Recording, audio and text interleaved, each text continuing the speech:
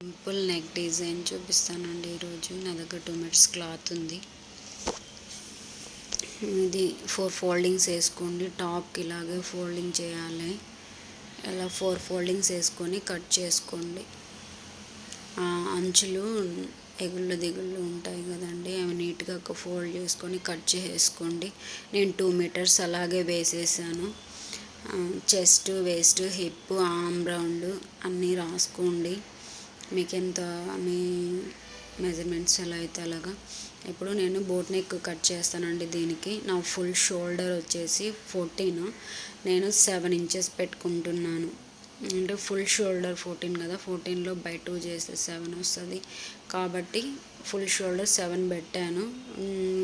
Arm down కూడా 7 పెట్టానండి. ఇప్పుడు వేస్ట్, హిప్ అవన్నీ మార్క్ చేసుకోవాలి కాబట్టి వేస్ట్ వచ్చేసి 14 కాడికి చేశాను. హిప్ వచ్చేసి 21 కాడికి చేశానండి.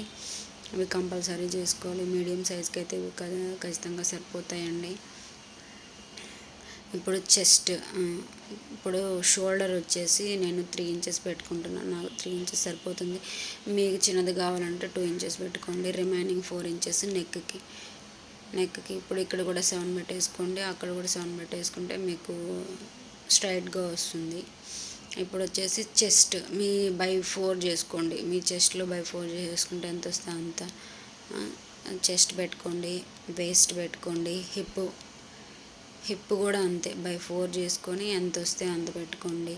హిప్ కాడ మాత్రం 1 ఇంచ్ ఖర్చు పెట్టుకోవాలండి. వేస్ట్ కాడ, చెస్ట్ కాడ వచ్చేసి మీ ఇష్టం, మీ ఎంత లూజ్ కావాలంటే అంత పెట్టుకోండి. నేను 2 ఇంచెస్ పెట్టుకున్నాను. ఇప్పుడు ఆర్మ్ రౌండ్ కరువు స్కేల్తో అలా గీసేసుకోండి. కొలుచుకోండి ఎంత వస్తుందో అంత. నాకు 8 ఇంచెస్ వచ్చిందండి. నాకు కరెక్ట్గా 8 వచ్చేసింది. మీరు రౌండ్ చూసుకొని కొలుచుకోండి. కొద్దిగా రాపితే కొద్దిగా కింద అటు ఇటు చేసుకొని అడ్జస్ట్ చేసుకోండి.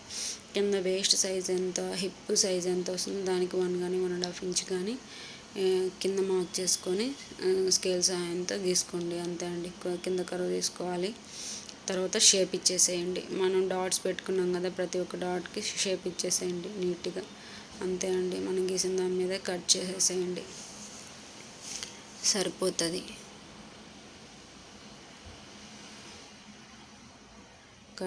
కట్ చేసిన తర్వాత ఎక్కడెక్కడ డాట్స్ ఉన్నాయో అక్కడ కట్స్ పెట్టేసుకోండి. స్టిచ్చింగ్ చేసేటప్పుడు చాలా ఈజీగా ఉంటుంది. ఫ్రంట్ పార్ట్, బ్యాక్ పార్ట్ ఇచ్చేసుకోండి, గుర్తుంటుంది.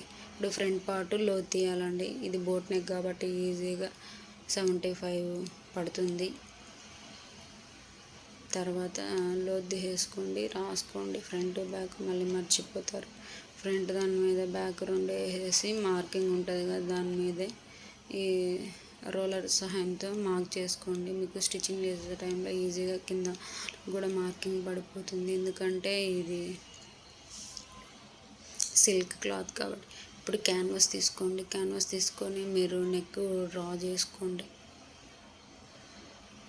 నేను నెక్ 4 ఇంచెస్ పెట్టిన, డౌన్ కూడా 4 ఇంచెస్ పెడుతున్నాను. దానికి ఒక 4 ఇంచ్ కింద గ్యాప్ ఉండేలాగా తీసుకోండి. ఆడ నేను 1.5 ఇంచ్ పెట్టాను. అలాగ రౌండ్ తీసేసుకోండి. ఇప్పుడు 70కి మార్క్ చేసుకోండి. 75 మార్క్ చేసుకొని అలా మార్క్ చేసుకోండి. అలాంటి క్యాప్ సహాయంతో కర్వ్స్ గీసుకోండి. చాలా ఈజీగా వస్తుంది మీకు. పైన 1/2 ఇంచ్ వదిలేయండి. అంటే కుట్లు మనము షోల్డర్స్ జాయిన్ చేసుకోవాలి కదండి, అప్పుడు ఖచ్చితంగా 1/2 ఇంచ్ అయితే కంపల్సరీ అండి. మీరు అది కూడా కరువు గీయద్దు, బాగోదు, ఫినిషింగ్ బాగోదు. 1/2 ఇంచ్ అయితే ఖచ్చితంగా వదిలేయాలండి. 1 ఇంచ్ వదిలేసిన ఇంకా మంచిది. నాకైతే 4 కర్వ్స్ వచ్చాయి, సరిపోతుంది నాకు. మీకెన్ని వస్తాయని మీ నెక్ని బట్టి. అంతే అండి. కింద 1 ఇంచ్ పెట్టుకోండి. అది ఉంది కదా, కింద 1 ఇంచ్ పెట్టుకొని అక్కడ ఒక 1/2 ఇంచ్ పెట్టుకొని 1/2 కరువు గీసుకోండి. చిన్నగా షేప్ వచ్చేలా గీయండి, డ్రాప్ షేప్ లాగా. అలాగా నెక్ చుట్టూ తీసుకొని కట్ చేసుకోండి, నీట్గా కట్ చేసుకోండి.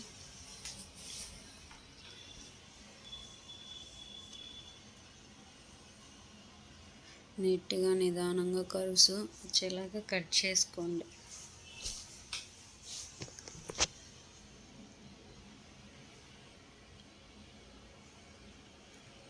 నీట్గా కర్వ్స్ కట్ చేసుకోండి.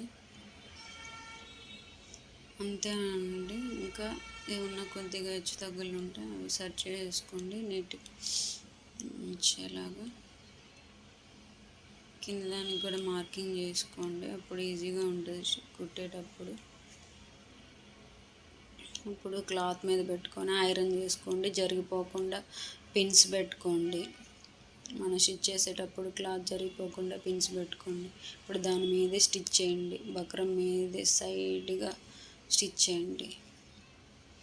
అట్లాగా స్టిచ్ చేసేసుకొని కట్ చేసేసేయండి. రౌండ్ చూడండి ఎంత నీట్గా వచ్చిందో. దాని మీద మళ్ళీ ఇంకొక టాప్ స్టిచ్ అయితే వేయండి, నీట్గా ఉంటుంది. పైన వేస్తే కర్వ్స్ అన్నీ నీట్గా కనిపిస్తాయి. మళ్ళీ ఐరన్ చేసేసుకోండి ఒకసారి, నీట్గా ఉంటుంది. చూడండి నేను మళ్ళీ స్టిచ్ చేసేసి ఐరన్ చేసేసాను, ఎంత నీట్గా ఉందో. ఇప్పుడు మళ్ళీ దానికి అక్కడ ఒక బటన్ పెట్టేసుకోండి. ఇప్పుడు గ్లూ పెట్టేసుకొని పక్కన పెట్టేసుకోండి, కొద్దిగా ఆరిపోద్ది. బ్యాక్ పార్ట్ స్టిచ్ కట్ చేసుకునేలో నేనేం బ్యాక్ పార్ట్ అంతా చూపించట్లేదండి. బ్యాక్ పార్ట్ నెక్ 4 పెట్టుకున్నాను, డౌన్ కూడా 4 పెట్టేసుకున్నాను. ఇంక నేను షార్ట్ హ్యాండ్స్ పెట్టుకున్నాను. ఇంకంతే, కట్స్ అన్నీ స్టిచ్ చేయడము సేమ్ టాప్ స్టిచ్ అంతే అండి.